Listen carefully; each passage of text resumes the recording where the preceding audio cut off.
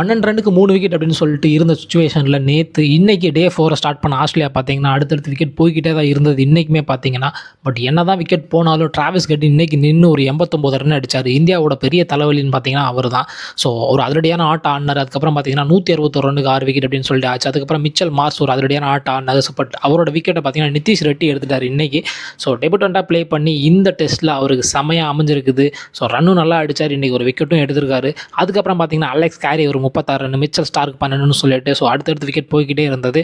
So ஃபைனலாக பார்த்தீங்க அப்படின்னா பும்ரா ஒரு 3 விக்கெட் இருந்தாங்க, முகமது சிராஜ் ஒரு 3 விக்கெட்டு, ஸோ வாஷிங்டன் சுந்தர் 2, ஹர்ஷித் ராணா 1, நிதிஷ் ரெட்டி 1ன்னு சொல்லிட்டு இந்தியா ஃபைனலாக இந்த டெஸ்ட் மேட்சை 295 ரன் வித்தியாசத்தில் வின் பண்ணியிருக்காங்க.